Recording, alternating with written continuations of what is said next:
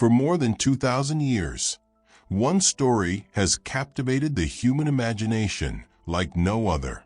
A story that has inspired countless expeditions, spawned thousands of theories, and blurred the line between history and myth so thoroughly that even today, we struggle to separate fact from fantasy.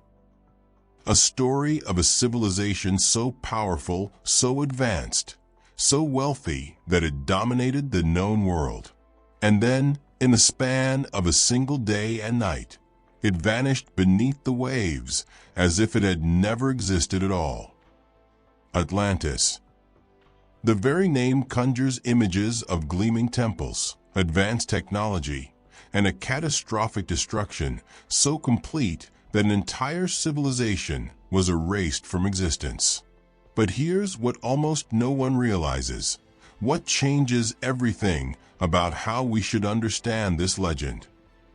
Everything we think we know about Atlantis, every description of its towering architecture, every detail about its rise and fall, every word about its location and destruction, comes from exactly one single ancient source. Not a dozen historians corroborating each other's accounts. Not archaeological evidence pieced together over centuries. Not multiple independent witnesses describing the same events. One man, one philosopher, writing two dialogues in ancient Greece around 360 BCE. So the question we need to ask, the question that will guide our entire investigation today, is this: was Atlantis a real place that once existed and was lost to history? Or was it something else entirely? A philosophical allegory? A distorted memory of actual catastrophes? A complete invention that somehow became accepted as possible truth? Today we're going to examine this mystery using history, using geology, using archaeology, and yes, using a critical understanding of how myths are born. We're going to separate what ancient writers actually said from what later generations wanted them to have said. We're going to look at what modern science confirms and what it definitively debunks. And we're going to explore whether Atlantis, in some form, might have been based on real civilizations that once thrived and then vanished in ways that would have seemed apocalyptic to those who witnessed their fall. Welcome to the truth behind the legend, a journey that begins not in the ocean depths, but in the mind of one of history's greatest philosophers. Every single story about Atlantis, every theory, every expedition, every documentary, every book, traces back to one origin point: the Greek philosopher Plato. Not historians recording events. Not explorers describing discoveries. Not scientists documenting findings. Just Plato. And he mentioned Atlantis in exactly two of his many philosophical works, the dialogues called Timaeus and Critias, both written around 360 BCE, roughly 2,400 years ago. Let's be clear about what Plato actually said, because the details matter. According to Plato's account, Atlantis was a powerful island empire located beyond the Pillars of Hercules.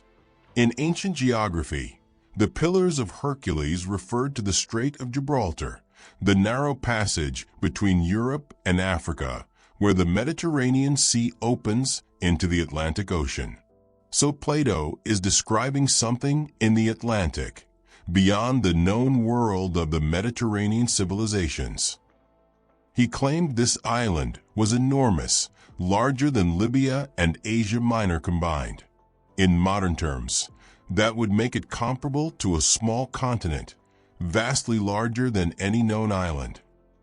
Atlantis was supposedly home to an extraordinarily advanced society. They possessed engineering capabilities that allowed them to build on a massive scale. They were rich in natural resources, particularly a mysterious metal called orichalcum that Plato describes as second only to gold in value. They had developed sophisticated agriculture, impressive architecture, and a powerful navy that dominated the seas. But this civilization, according to Plato, became corrupt. They grew arrogant. They attempted to conquer Athens and other Mediterranean cities. And the gods, offended by their hubris and moral decay, punished them with a cataclysm. In a single day and night, the island was struck by violent earthquakes and floods. The entire landmass sank beneath the ocean, and the civilization vanished so completely that nothing remained but legends. Plato claimed this story wasn't his invention. He said it came from Egyptian priests at the Temple of Sais, told to the famous Athenian lawmaker Solon around 590 BCE, then passed down through generations until it reached him. Now here's where everything becomes complicated, where we have to start asking difficult questions. Plato's dialogues are not historical documents in the way we understand history today. They are philosophical works, carefully constructed narratives designed to explore ideas about ideal governance, justice, morality, and the nature of civilizations. They're written like dramatic stories, with characters debating and discussing, because that's how Plato taught philosophy. Many of Plato's other dialogues describe cities and societies that scholars universally agree were fictional inventions created to illustrate philosophical points. He described the ideal city of Callipolis in the Republic. He discussed the mythical island of Thrinakia. He referenced legendary places that no one believes actually existed. So the critical question becomes, was Atlantis just another philosophical allegory? A fictional civilization created to teach a lesson about the dangers of hubris, military aggression, and moral corruption? The majority of classical scholars throughout history have believed exactly that. They argue that Plato invented Atlantis as a cautionary tale, a vivid illustration of what happens when a civilization becomes too proud, too powerful, too corrupt. The story served his philosophical purpose perfectly. It didn't need to be real to be effective. But here's where it gets interesting, where we can't simply dismiss the story as pure fiction. Even if Plato exaggerated details, even if he added philosophical embellishments, even if he shaped the narrative to serve his teaching purposes, he might not have invented the core idea from absolutely nothing. Ancient stories often preserve kernels of historical truth. Real catastrophes get remembered, embellished, mythologized, and passed down through generations. Real civilizations that collapsed suddenly leave cultural memories that transform into legends. Real geological events, volcanic eruptions, earthquakes, tsunamis, create stories that survive long after the specifics are forgotten. So the question becomes more nuanced. Could something real have inspired Plato's story? Could there have been actual civilizations, actual catastrophes, actual collapses that formed the foundation for what became the legend of Atlantis? And this is where archaeology, geology, and history become absolutely crucial to our investigation. When we examine the ancient world, when we look at the archaeological record, when we study the catastrophes that actually occurred in the Mediterranean and beyond, we discover something fascinating. Several real ancient civilizations share striking, almost eerie similarities with Plato's description of Atlantis. These were societies that were powerful, advanced, and wealthy, societies that dominated their regions, and societies that were destroyed suddenly, catastrophically, in ways that would have seemed apocalyptic to anyone who witnessed their fall. let's examine the three most serious candidates that researchers have identified. Civilizations that could have inspired or contributed to the Atlantis legend. The first and most compelling candidate is the Minoan civilization, which flourished on the island of Crete and the surrounding Aegean islands from roughly 3000 to 1450 BCE. The Minoans were discovered relatively recently in archaeological terms. Sir Arthur Evans began excavating Crete in the early 1900s and uncovered something that shocked the academic world: evidence of the first advanced civilization in Europe, predating classical Greece by more than 1,000 years. What made the Minoans so remarkable? They were master engineers and architects. Their palace at Knossos was a massive multi-story complex with sophisticated plumbing, including running water and drainage systems that wouldn't be matched in Europe for millennia. They had elaborate frescoes, intricate artwork, and a writing system we still haven't fully deciphered. They were extraordinary sailors and traders who dominated Mediterranean commerce. Their ships carried goods across vast distances. They established trade networks that connected Egypt, the Near East, and the European mainland. In many ways, they fit Plato's description of an advanced, wealthy, maritime civilization. But here's what makes the Minoan civilization truly relevant to the Atlantis story. Around 1600 BCE, one of the most catastrophic natural disasters in human history occurred. The volcanic island of Thera, which we now call Santorini, exploded in an eruption so massive that it ranks among the largest in the past 10,000 years. The explosion was estimated to be 4 times more powerful than Krakatoa. The Thera eruption caused massive earthquakes that would have been felt throughout the eastern Mediterranean. It generated enormous tsunamis, waves potentially over 100 feet tall, that slammed into coastal settlements across the Aegean. It essentially destroyed Minoan civilization. While Crete itself wasn't completely obliterated, the catastrophe devastated their fleet, destroyed coastal settlements, disrupted their trade networks, and shattered their power.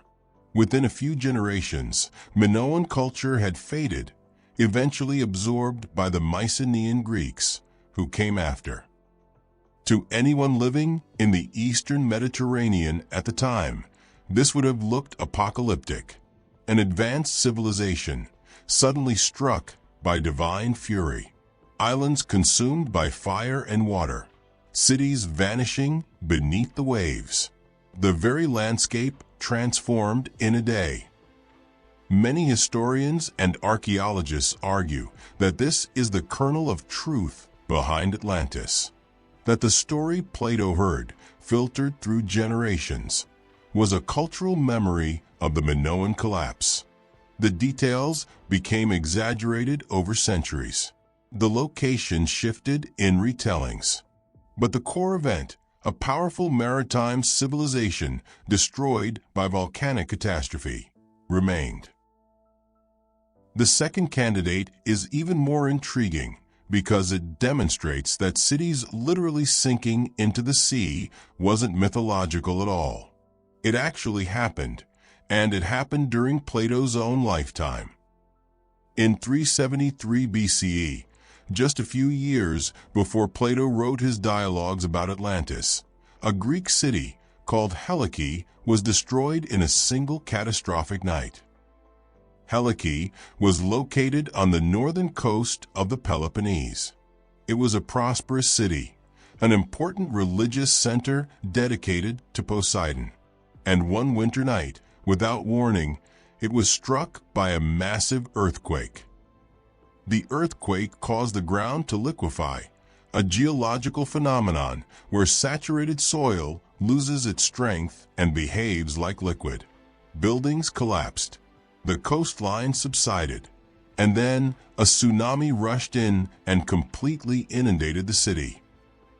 By dawn, Helike had vanished beneath the waters of the Gulf, completely submerged. Ancient writers explicitly compared Helike's destruction to the legend of Atlantis. The parallels were obvious to everyone. A prosperous coastal city suddenly destroyed by earthquake and flood, swallowed by the sea in a single day and night. Modern archaeologists finally located the ruins of Helike in 2001, buried under sediment in what is now marshland. The city had indeed been destroyed exactly as ancient sources described. This is crucial because it proves several things. First, that entire cities could vanish dramatically and suddenly, just as Plato described for Atlantis. Second, that such catastrophes were within living memory when Plato wrote. Could Plato have used Helike as a contemporary example to make his philosophical story more believable? It's entirely possible. The third candidate is more controversial, but has gained significant attention in recent years. It's called the Rick-Hat structure, also known as the Eye of the Sahara, a massive circular geological formation in Mauritania, West Africa. Why do some people think this could be Atlantis? The structure is enormous, approximately 50 kilometers in diameter. From satellite imagery, it appears to be a series of concentric circles, rings of elevated terrain separated by lower areas. And Plato specifically described Atlantis as having concentric circles of land and water, an alternating pattern of rings. But here's where science needs to intervene. Geologically, the Rick-Hat structure is completely understood. It's a deeply eroded dome, a natural geological formation created by the uplifting and subsequent erosion of layered sedimentary rocks. The circular pattern comes from differential erosion. There is no evidence whatsoever of an ancient civilization at the site. No ruins, no artifacts, no signs of sophisticated construction. The location is also problematic. The area hasn't been underwater for millions of years, long before human civilization existed. While the Rick-Hat structure is visually striking, it is not a serious candidate for Atlantis. It's a natural geological formation that happens to look interesting from space. Now we need to address the most fundamental question about Atlantis, one that geology can answer definitively. Could an entire continent, a massive landmass, actually sink beneath the ocean and disappear?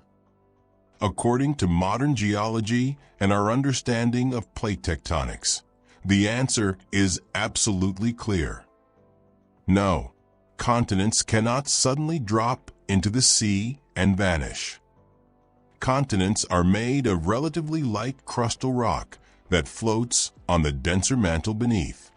They rise above ocean basins precisely because they're less dense.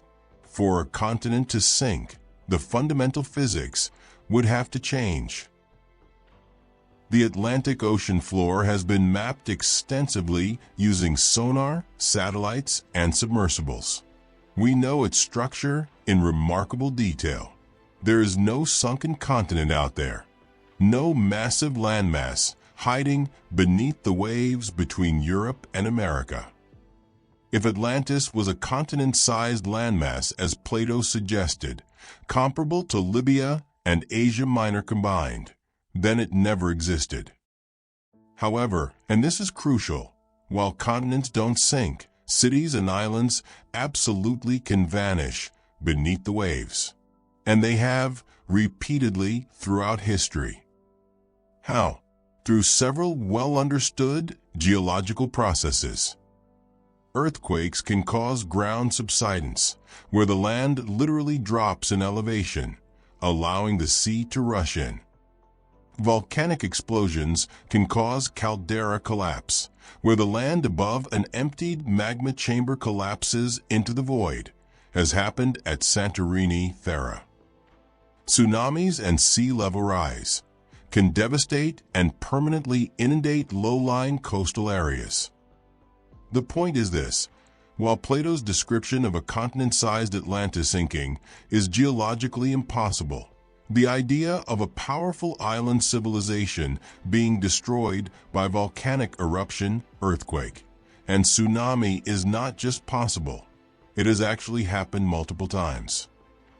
So if Atlantis was based on real events, it was likely a smaller island or coastal civilization, not a continent, whose destruction was exaggerated and mythologized over centuries of retelling. Now let's systematically compare what Plato claimed about Atlantis against what we know scientifically and historically. This is where we separate myth from possibility. Claim 1.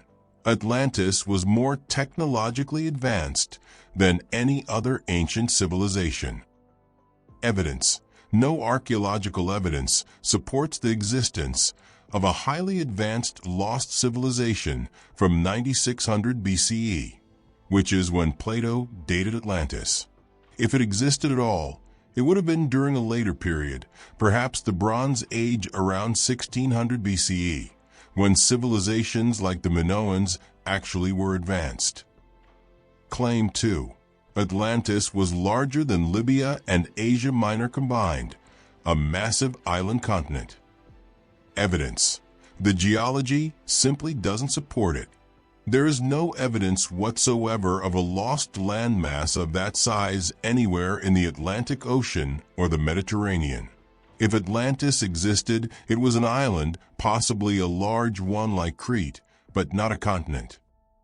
This analysis suggests that even if some historical event inspired the story, Plato shaped it into a moral allegory. So where does this leave us? The evidence suggests that if Atlantis has any basis in reality, it was likely a conflation of several real events and places, all blended together, exaggerated over generations of retelling, and finally shaped by Plato into a philosophical parable about power and corruption. After examining all the evidence, we can identify three main conclusions about Atlantis. Possibility 1. Atlantis is a distorted cultural memory of the Minoan civilization and the Thera eruption. This is perhaps the most historically credible explanation. It fits the timeline reasonably well and matches descriptions of an advanced, wealthy, maritime civilization destroyed by catastrophe. Possibility 2. Atlantis was a moral and political allegory invented by Plato for philosophical purposes. This is what the majority of classical scholars have believed throughout history. The story serves a clear philosophical purpose. Possibility 3. Atlantis is a composite of multiple real catastrophes remembered over generations. Plato combined memories of Thera, sunken cities like Helike, and other forgotten Bronze Age societies into a single dramatic narrative. The truth likely combines elements of all three. There probably was a historical kernel, real disasters that provided inspiration. These memories were mythologized. And finally, Plato took these elements and crafted them into a philosophical story designed to teach about the dangers of pride, militarism, and moral decay. Whether Plato invented Atlantis entirely or based it on real catastrophic events that destroyed Bronze Age civilizations, the story forces us to confront an uncomfortable but essential truth. And perhaps that's the real power of the Atlantis story, not that it reveals a lost civilization, but that it reveals a timeless human truth. The legacy of Atlantis lives not in ruins waiting to be found, but in the eternal human desire to understand where we came from, what we're capable of, and what we might lose if we're not careful. That's the real legacy of Plato's legend. and it's more valuable than any sunken treasure could ever be.